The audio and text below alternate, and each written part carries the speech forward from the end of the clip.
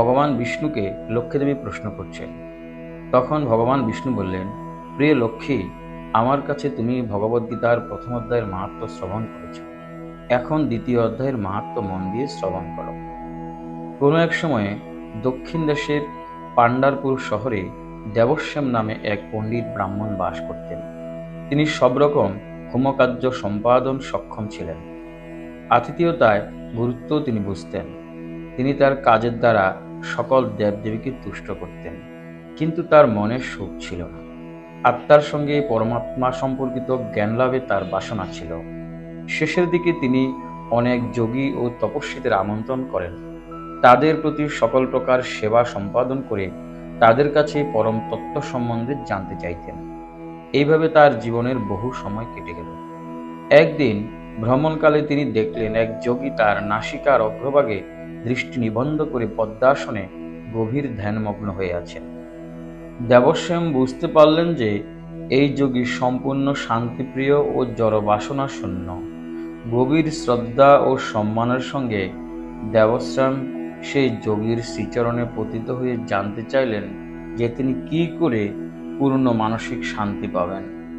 তখন পরমপুরুষ ভগবান শ্রীকৃষ্ণ সম্বন্ধে পূর্ণ জ্ঞানের অধিকারী সেই যোগী দেবশ্যামকে সোপুর গ্রামে নিয়ে ছাগপালক মিত্র ভানের সঙ্গে দেখা করে তার কাছে থেকে ভগবত উপলব্ধির নির্দেশ গ্রহণ করতে বললেন।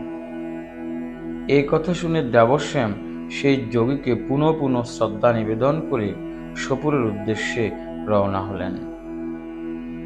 সেখানে পৌঁছে উত্তর দিকে তিনি এক সুন্দর বন দেখতে পেলেন। ওই বনেই মিত্রভান বাস করত। বনে প্রবেশ করে দেখলেন যে একটি ছোট নদীর তীরে প্রস্তর খণ্ডের উপর মিত্রভান বসে আছে।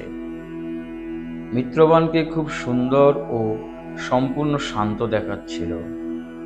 বনে মৃদুমন্দ বাতাস বইছিল এবং চতুর্দিক থেকে সুন্দর সৌরভ নির্গত হচ্ছিল। যত্রতত্র ছাগলের পাল শান্তিতে ও নির্ভয়ে ঘুরে বেড়াচ্ছিল। কয়েকটি ছাগকে বাঘ ও অন্যান্য হিংস্র জন্তুর পাশে উপবিষ্ট অবস্থায় দেখা গেল। এই দৃশ্য দেখে দেবশ্যামের মন শান্ত হলো এবং তিনি শ্রদ্ধার সঙ্গে মিত্রভানের কাছে গিয়ে তার পাশে বসলেন। মিত্রভান গভীর ধ্যানমগ্ন ছিল। কিছুক্ষণ পর দেবশ্যাম তার কাছে জানতে চাইলেন যে কি করে তিনি কৃষ্ণভক্তি লাভের সম্ভব হবেন। প্রশ্ন শুনে মিত্রবান মুহূর্তকাল গভীর চিন্তায় ডুবে গেলেন। তারপর উত্তর দিলেন, হে প্রিয় পণ্ডিত দেবশ্যাম, একদা বহু পূর্বে আমি যখন বনে ছাগল চড়াচ্ছিলাম, সেই সময় এক অতি ভয়ঙ্কর বাঘ আমার ছাগলের পালকে আক্রমণ করে। আত্মরক্ষার জন্য সমস্ত ছাগল এদিক ওদিক দৌড়াতে শুরু করলো। বাঘের ভয়ে আমিও ছুট দিলাম। কিছু দূর গিয়ে ফিরে তাকিয়ে দেখলাম যে নদীর পাড়ে বাঘটি আমার একটি ছাগকে ধরে ফেলেছে। ঠিক তখনই একটি অদ্ভুত ও আশ্চর্যজনক ঘটনা ঘটে গেল। বাঘটি তার সমস্ত ক্রোধ এবং ছাগ ভক্ষণের ইচ্ছা হারিয়ে ফেলল। তখন ছাগটি বাঘকে প্রশ্ন করল, তুমি তোমার খাদ্য পেয়েও কেন আমাকে ভক্ষণ করছ না? অবিলম্বে আমাকে হত্যা করো এবং মহাতৃপ্তিতে আমার মাংস ভক্ষণ করো। তুমি দ্বিধা করছো কেন? বাঘটি বলল, প্রিয় ছাগল, এই স্থানে আসার পর আমার সকল ক্রোধ ও ক্ষুধা তৃষ্ণা অন্তর্হিত হয়েছে। ছাগল বলল, আমিও বুঝতে পারছি না কেন আমি এত নির্ভীক ও শান্তি বোধ করছি। এর কারণ কি হতে পারে? তোমার জানা থাকলে দয়া করে আমাকে তা জানাও। বাঘ বলল, আমিও তা জানি না, চলো ওই লোকটাকে জিজ্ঞাসা করা যাক। বাঘ ও ছাগের এরূপ কথোপকথন শুনে আমি অতীব বিস্ময়ান্বিত হলাম। এমতো সময় তারা আমার কাছে এর কারণ জানতে চাইল। আমি লক্ষ্য করলাম নিকটেই গাছের ডালে এক বানর বসে আছে। আমি তখন এই দুজনকে সঙ্গে নিয়ে বানরটির কাছে কারণ জানতে চাইলাম। গভীর শ্রদ্ধার সঙ্গে বানরটি বলল, শোনো, আমি তোমাকে একটা খুব সুন্দর পুরনো গল্প শোনাচ্ছি। এই বনে ঠিক তোমার সামনে একটা বড় মন্দির আছে। ভগবান ব্রহ্মা সেই মন্দিরে একটি শিবলিঙ্গ প্রতিষ্ঠা করেন। বহু পূর্বে সুকাম নামে এক বিদ্বান মুনি এখানে বাস করতেন। তিনি অনেক কঠোর সংযম পালন করেছিলেন। প্রতিদিন তিনি বন থেকে ফুল এবং নদী থেকে জল এনে ভগবান শিবের পূজা করতেন। এইভাবে বহুদিন তিনি এখানে বাস করেন। একদিন সেখানে এক মুনির আগমন হলো। সুকাম তখন ফল ও জল দ্বারা মুনিকে ভোজন করালেন। মুনিবরের ভোজন ও বিশ্রাম গ্রহণের পর সুকাম বললেন, যে কঠোর সংযমের সঙ্গে পূজার্চনা করে তিনি এখানে পড়ে আছেন শুধু ভগবান কৃষ্ণ সম্বন্ধে জ্ঞান লাভের জন্য।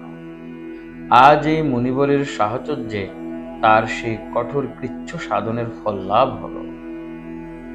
সুকামের বিনয়পূর্ণ কথা শুনে মুনিবর যথেষ্ট প্রীত হলেন এবং একটি প্রস্তরখণ্ডে শ্রীমদ্ ভগবদ্ গীতার 2য় অধ্যায় লিপিবদ্ধ করলেন।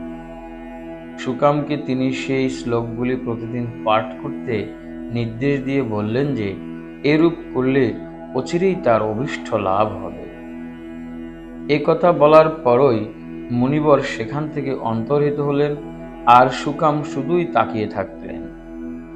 এরপর থেকে প্রতিদিন সুকাম সে মুনিবরের নির্দেশ মতো বাকি জীবনভর সেই শ্লোকগুলি আবৃত্তি করেন। শীঘ্রই তিনি ভগবান কৃষ্ণ সম্বন্ধে পূর্ণ জ্ঞান লাভ করেন। আবৃত্তি শুরুর দিন থেকেই তার ক্ষুধা তৃষ্ণার অনুভব দূর হয়ে যায়।